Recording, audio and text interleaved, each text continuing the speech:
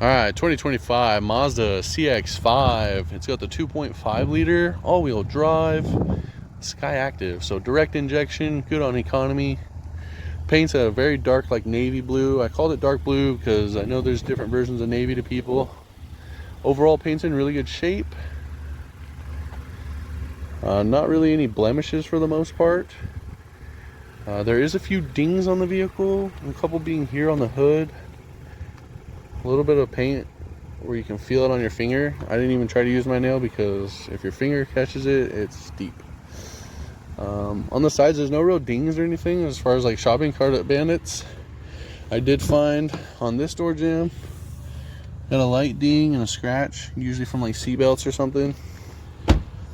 On the back here, we have a couple little gouges, dings and stuff from people sliding stuff in and out, and some yellow paint transfer on that edge. And then also this rear door, same deal. Most likely a seat belt getting shut in the door. It's pretty common these days. People are just in such a rush. But very light scratching, very few spots. Like a really good buff and cut paint correction type thing would really clean this up and be almost perfect again. You can probably PDR the hood. It is close to a crease there. The windshield, you do have a good sized chip here and then a very small one up there. With these radar windows, that's not an easy, cheap fix anymore. They just did tires on this. I did notice we have some scratching, most likely associated with the tire machine. Brakes and everything look really good, perform well. Nice and quiet ride. And those are good all-season tires as well. Top wise, it doesn't have a cargo rack, so nothing really ever happened up here, which is good. Some people have those bags they'll strap when they didn't have the cargo rack, and that just dents in the hood and causes damage. We're gonna stop here. Looks good. Okay, so engine bay, I'm just gonna talk about a few things before we do a startup. Overall, there is some dirt in here, a little bit of like residue here from the oil change. Pop this cover off and it's clean under there. Valve cover's dry, all the seals are dry around. There's nothing below, so no gravity drips. Air filter they replaced. You have an electric power steering rack, so your motor for the rack is down in there, and all that looks really good. And then motor mounts and everything check out. The crash supports and everything right below my finger all look really good. This side's really hard to see. The camera never focuses on the right stuff, but right down there, same story, looks really good. And then we'll see if the camera will focus here. So down here, you got a bunch of fur and guts dried to the subframe there. A little chunk out of that plastic. So you caught some roadkill. No rodents living, but just we're here for a short time. Battery's original. Brake fluid looks pretty decent. I usually say get that done every 3 years. You still got some good time, even with the mileage. Still want to do it every 3 years. Yeah, I'm gonna do a quick startup, so let me set the camera down. Bear with it for a moment. It never gets a good angle here. There's not many places, and I'll be right back.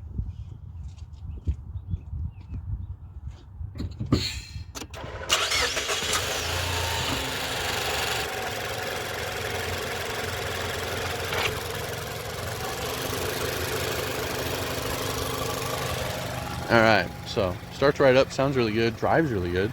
Plenty of get up and go for these little 4 cylinders. These are 2.5s. The ticking sound down. That's your direct injection. So you want to be able to hear stuff like that and it be consistent. If you rev it, it'll cut and then come back in as it levels itself out. With direct injections, you're hearing the pulse of the injectors with all those little clicks. That's why there's so many and so constant. This is going to be end of the engine bay. We'll keep moving here. Alright, so we're going to go through the undercarriage. I always start front to back. Just shows that if there's anything like it's been hanging, dragging, sagging, you'll be able to tell. It'll be scraped up. Leaks will be really wet. Something I did note, you can see all this debris here on the skid plate. There is some roadkill up in the subframe. I'll show you in the engine bay portion, so make sure you see that as well. And just a lot of like dust, like dirt roads and stuff. So we're gonna go over to each lift point corner and just talk about some stuff in the area. This is gonna be your driver front corner. This is your lift point. Everything's good here. It's not smashed or folded over or any kind of issues there. And it still has all the sound deadening little skid plates. They're fabric, not really like for armor, just for sound deadening, road noise. Heat shields and everything in place. You'll see your secondary cat and then primary cat, and there's also a resonator back there before the muffler. And we're going to go to the rear lift point on the driver's side. So same thing, it's not folded or broken or rusted out or chipped. It still looks really good, and all the sound deadening still secure. Alright, we're straight at the back. So here is the muffler, dual exit, stock muffler, pretty quiet. They're a little zippy kind of sounds when you're on it. Subframe, lower control arms, everything look really good. With the amount of dust and dirt, I always look for any kind of like scrapes on there, just to see if this was like being put places it shouldn't have been, and I don't see any of that, so looks good there. And then you can also look above your tailpipes. That's going to be your floor slash frame. All those joints look really good. On the passenger side here now, rear lift point also has the fabric sound deadening, lift point in good shape, rocker in good shape. Move off to the front here. Same story, looks really good. Everything checks out. Alright, this is going to be a quick run on the interior. I always start here at the wheel because they're pretty busy these days. You do have adaptive cruise on this vehicle. This is how you set your speeds, set your distances, and this is how you turn on your modes. Phone call controls, radio controls. Nothing on the backs. Our mileage at the end of the test drive, 44,678. I do have all the doors open. There is a little bit of gas in the car, so those lights are correct, and my seatbelt's not on. It does have auto with dual climate. I can turn full AC on one side, full heat on one side, and it does that. All the modes work as intended. This is your communication screen. So like I was saying on the navigation, you can add a SD card, but if we go back here to the home, you'll see, you'll see you have the choice for Android Auto or Apple CarPlay. That will put navigation overlay on the screen. Most likely why this doesn't have that inputted. Backup camera. The red box is where you're close enough. It doesn't have radar to beep at you or anything like that, but it does show you quite well. Center controls here. This is going to control the main screen, parking brake, and then hold for hills. So if you're like in Seattle or anything where there's just straight up hills and you have to stop at a red light, that's what that's for, so that the car's holding the brakes when you let off, and then it will release when you hit throttle. And then this knob is missing, but it still works. Just missing the cap. You do have your lift gate and then some like crawling options, sport mode. It's just different drive modes for that. And then it does have in drive, left, sport shift. I never use that. The cars are usually smarter than us when it comes to shifting anyways. Center console, more stuff in here. Pull the tray out, it gets deeper. Gonna pause here, we're gonna look from the outside in. Alright, so you do have a sunroof. It goes up and then it opens all the way as well. Black leather on the interior. Power seats on this side with memory option. I did note that the floor mats are missing in the front. Door cards are in really good shape. Floor mats are here in the back. Seats here in really good shape. Seat belts and everything also nice and clean. Door card here. We're gonna hop sides. Passenger side on the rear. This is door card. And then your seats here. These seat backs are still really tight, really smooth. No stretching or any kind of pulls from like kids shoving too much stuff. Power seat on this side. No memory option. And then door card here. Good shape. And the glove box does have the owner's manual and everything there, so you can kind of just get more information on it if you need it. I usually say for any kind of maintenance stuff, you always want to follow those guidelines. This should have had like at 44,000, you're either close or have had been at the mileage for differential fluid. So something there. And I know 60K is usually the transmissions on these. We're going to stop on the interior and just keep working our way through this. All right, this is going to be your rear hatch, power liftgate, cargo area. A lot of people just have different names. So, carpet's really good. Seems a little roughed out, but like it's good. It's not. It's still kind of fluffy. Full height spare, not a full size. It's mainly for the all-wheel drive system, so you don't have like one tire doing oddball rotations like the little donuts they used to have. Tools and everything are back here under these panels. That yellow knob is for when you put your full-size tire in there, because that one will no longer secure the full-size tire. They do have these little switches here that throw the seats forward so you don't have to walk all the way up and pull it down. Seals and everything are in really good shape. There's a little bit of scuffage here from loading and unloading stuff, and some yellow paint transfer. I'm sure I'll talk about that a few times. Seals in good shape though. Plastics are decent. There's some light scuffs here and there. And then I did note that there's some stainage on the headliner. But beyond that, it looks really good. And then, like I said, it is a power lift gate. So press the button.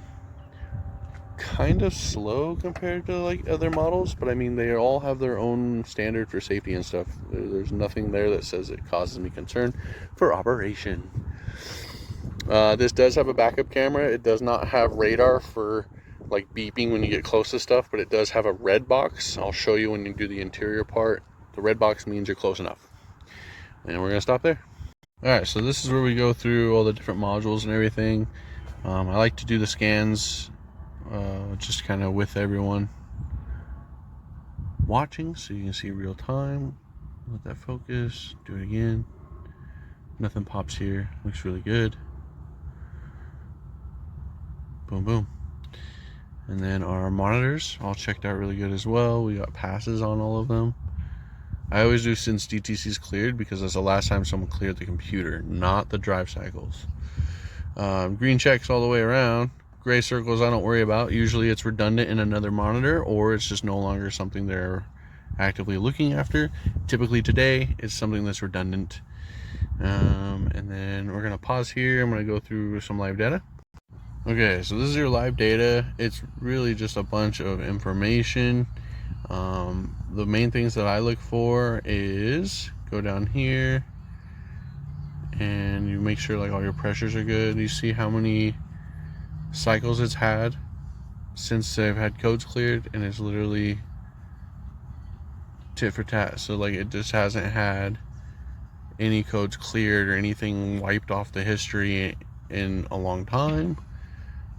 Basically to the maximum value range. 65,000 kilometers is almost the total mileage. You're at 44,000, which is like 71 or 72,000. Everything warmed up as just fine, and everything just reads really good. No misfire counts. All the pressures look out good. Oh, so 71,902 in kilometers. We're gonna stop here and keep moving through the inspection. All right, just to wrap this up real quick, I like to just kind of stage it out, make it look real lively. Overall, this car's really clean, pretty low mileage. I know it's kind of high for the year. I have half of this on my 25, and my sister-in-law has been driving it like crazy, so it's more than I would like.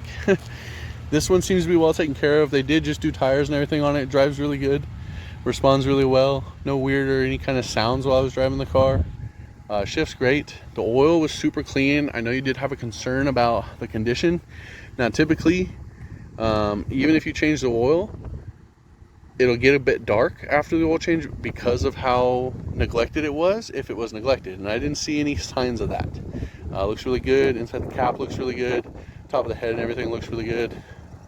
Not a lot of damage. We do have some marks on the back bumper here, some dings on the hood, and a few chips in the windshield. And it looks like they scratched a few wheels when they were doing those tires.